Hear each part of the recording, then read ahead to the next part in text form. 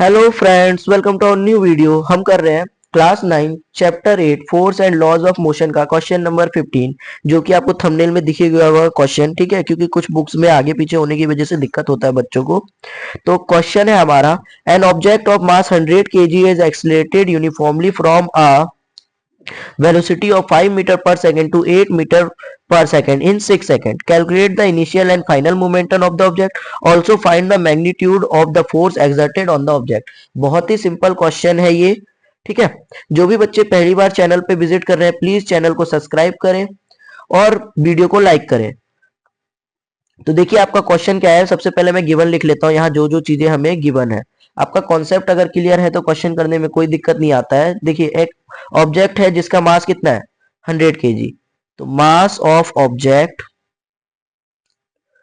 वो कितना है 100 kg। ठीक है, उसके बाद क्या दे रखा है uniform velocity, initial velocity, initial velocity वो कितना दे रखा है 5 मीटर पर सेकेंड, 5 मीटर पर सेकेंड।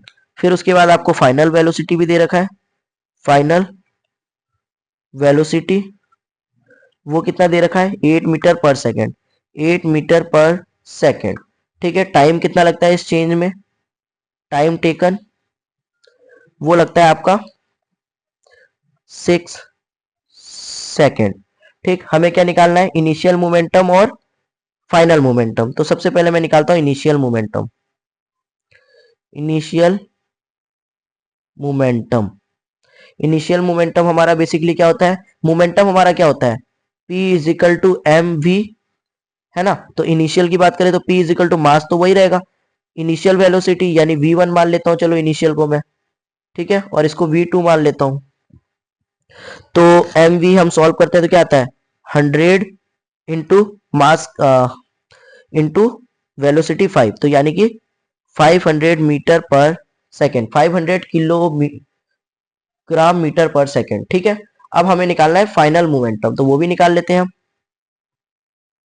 फाइनल मोमेंटम वो क्या होता है हमारा P इज इक्वल टू, ये P1 मान लेता हूँ इसे P2 मान लेता हूँ, तो P is equal to M V2 यानी कि मास कितना है 100, V कितना है 8 यानी कि 800 किलोग्राम मीटर पर सेकेंड।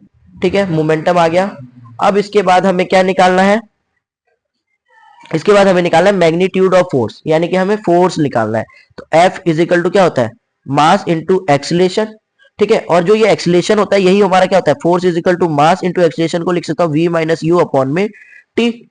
ठीक है, तो आप चाहे डायरेक्ट इसमें फॉर्मूला पुट करो कि m मास हमें पता है 100, v हमें पता है 5, u हमें v पता है हमें 8, u हमें पता है 3, टाइम हमें 6 सेकेंड। या फिर ये आप m, इसको अगर मैं अंदर सॉल्व करूं तो मैं इसको ये भी तो लिख सकता हूँ M V one minus M, ये M V two minus M V one, change in momentum निकाल सकता हूँ। अपॉन में टाइम कर दूं तब भी तो वो मेरा फोर्स ही आएगा कि कितना फोर्स लगने की वजह से वो मोमेंटम में चेंज आया है।